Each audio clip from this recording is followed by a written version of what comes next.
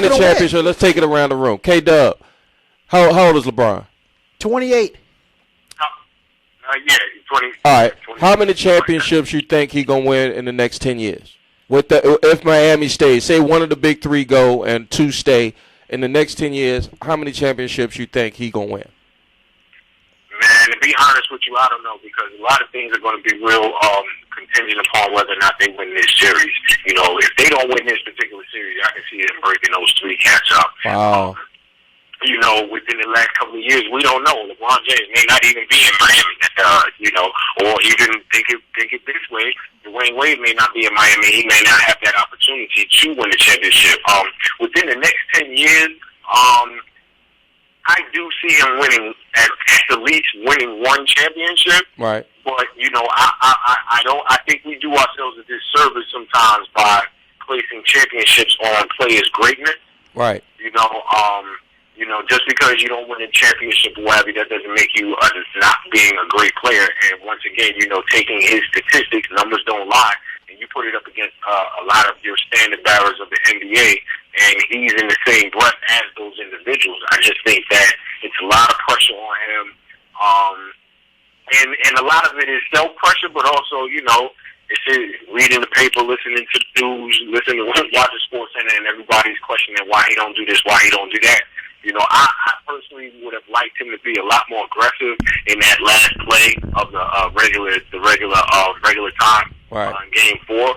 But you know, I don't want to take anything away from him. You know, I think I don't want to compare for him to be the next Jordan or the next Kobe or the next whoever. You know, let him be the first LeBron James. But at the end of the day, you do go for that ring. Well, he gets that ring, he better than Kobe. Damn time. Well, to get in on this discussion, give us a call at 804-447-0601. Be more dependable than K-Dub right now. All Kobe haters call right now. He on that other hit stuff. The lines, please. K-Dub on some other stuff right now. I don't want to be the only one in here hating on Kobe. First of all, K-Dub tell the truth. Number one, because I do believe if they don't win, if they don't beat Boston, Bosh is gonna roll. So you're saying Miami's an experiment, pretty much, because 2-3 years together and they out all the money and investment they put in that team. That's an experiment. An experiment was what Boston did, and it came to fruition. They got themselves a championship. Miami is a hope because basically with Boston, you brought in 3 veterans. However, you surrounded them with other talent. In Miami, you brought in 3 dudes and gave them Mike Miller. You gave them your Don Haslam. The bench in Miami is not the bench of other teams, but come on, give those guys a little bit of credit. They gave them Eddie Curry. They gave them they could keep him. Eddie House. They could keep him. I'm just saying, man, you're going to sit here. You can't sit here and say, you know, that, oh, well, you know, all these other teams are better. Look, man, LeBron's supposedly the best player on the planet right now. However, he's the best player on the planet for 47 minutes. Oh, that's dirty. I mean, it's not dirty. It's the truth. It's the truth. It's the truth. It's been that way his whole career. Kobe had that. Let's talk about your boy, loving friend. Kobe had that. I remember that Utah series. Yeah. He pulled up half-court 3. Yeah. Straight air ball. Now, granted, he was 19, and it was his first playoff series. Yeah. You know, but he had to learn from that. LeBron's been in the league a lot longer. He hasn't got the championship yet. He's been there. Look, I'm wanting to give LeBron a break just for the simple fact that he's raised up off his sack. Raised up off How many breaks we going to get this dude? He has 6 breaks in Cleveland. We're going to the West. Nah, man. No, we're going to finish talking about this. Let K don't argue with you, Rube, because I can't do it. You can't argue with me. Why? I can't. How many game-winning shots has LeBron taken in the playoffs? He's taking plenty. I remember in the Detroit series when they got to the finals, he single-handedly daggered Detroit. And how come a year later when they lost that though? But a year later they lost to They lost to the Magic, and then he hasn't taken a game-winning shot since. We're talking about the West. K-Dub, how do you feel? We haven't finished the East yet. I think it's something that you really overlook if you really watch that game. I think the passiveness of Dwayne Wade allowed Miami to lose that game. That's what I would say. Like, he's deferred. The last 5 minutes of the game, if you really watched it, you saw a lot of Dwayne Wade getting the ball and double pumping, trying to get the flop foul, and the defender not really biting on it. He did a lot of passing where if he was a little bit more aggressive, it would have put Miami in a better position.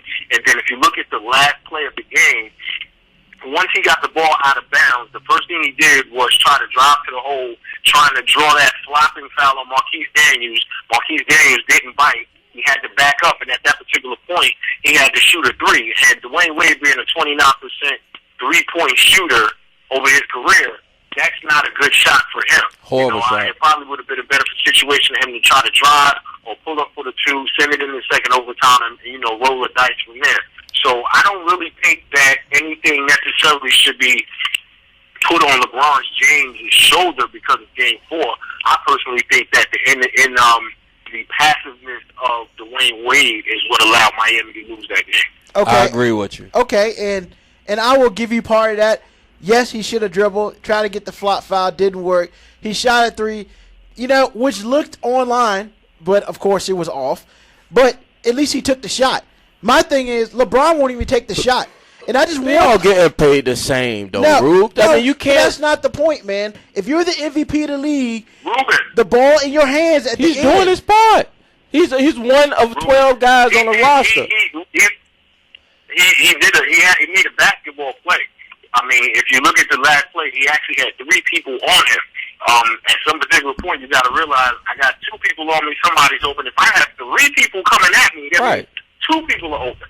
So basically, Boston pushed LeBron into that situation. He gets the ball out of his hands, and obviously they came off of Haslam, and Mario Chalmers did a bad move by actually bringing his man to LeBron James, which allowed it to be three people guarding LeBron. Mario Chalmers went behind him, and then you had who was open. Of course, you're not going to pass it to somebody behind you, and then they left Haslam open for him to shoot that shot. Boston basically put them in that position for him to make that call. So realistically, it necessarily wasn't on LeBron James. It was basically a lot of Boston playing good defense, but also in that situation, you have to look at the head coach. What did you draw up in the play? Yeah, Spo did a horrible job calling that last play at the end. Either and I think, if anything, I don't think Pat Riley, and I know we've been speaking about the Heat for a while, I don't think Pat Riley really sold on Spoelstra. I don't think if you looked at the last series when Wade got into it with Spoelstra. I mean, those guys, they gonna play for him, but you think they would play for him like somebody would play for Phil Jackson? Phil Jackson's got all them rings. There's a certain respect. Who is their Spoelstra? And you bringing all these big money players in, and you trying to get them. I mean, yes, they got the want and the need to be the best that they can, but a good coach can take that team. A better coach, as I say, and I say that on air. A better coach could get a lot more out of that team, especially his bench players. Well, how about this? All right, I'm willing to agree to disagree. Yes, he was triple covered. However, let's just be real about it.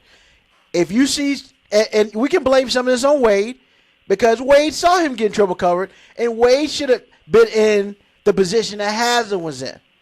Now, that's just basketball fundamentals. If you see somebody getting triple covered, that means there are two people open. That means you got to get to the spot where he makes the easiest shot, number one. Number two, why did he just take the three? LeBron is a pretty decent three-point shooter. Why did he just take the three? Maybe number 30%. two. Number three, why he just driving the lane? He would have got the hard foul. He's 75% from the free throw line. All he needed to do was make one. I mean, you riding LeBron like he Kwame Brown, I'm riding LeBron because – No, man, the reason why I'm riding LeBron is because I know he can be better than the way he plays. So you want him to be the greatest of all time? If he's going to be the greatest and everybody going to put him up on the pedestal, he needs to start acting like I don't think I put him on the pedestal, K-Dub. I don't think you put him on the pedestal. I think he's a good player in an era of good players. He's in the top 5 in the world right now. And just like in the 80s, you had Bird, Magic, late 80s, Jordan, these players interchange. You're going to have some players. I mean, nobody got on Magic when Boston beat them. I'm sure, he felt bad, but you didn't see somebody in Richmond, Virginia at globalscaleradio.net riding Magic like, oh, Magic, you ain't take the last shot. You deferred to Worthy. Come on. But Magic's a point guard. His job is to facilitate. I don't even know how I got back to the Lakers, man. Forget I said that. Take the shot. Forget I said that. Or pass to somebody in a better position. My whole thing is, look, LeBron, you either gonna be Kevin Durant and just score all the time, or you're gonna be half a Jordan or whatever. My thing is, whatever you're gonna do, just do it. You got to get. If you're never gonna be that. We can't be selfish and closed-mindedness to ask this man to be who we want him to be. Exactly. He's a basketball player at the end of the day. He could go out there, he could go out there just like your man Kobe said. He could go out there and score 50. But LeBron James's game, which is what we want a lot of our, come on, let's be realistic, man. Right. You know what I'm saying? We sit here and we talk about a lot of young players that we see in college and high school or whatever, and they're one-dimensional.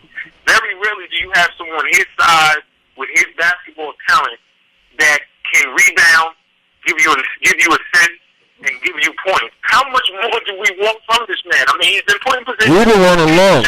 And he hasn't. But that doesn't mean that we need to put him inside a box Thank to, you. Be who we want him to be.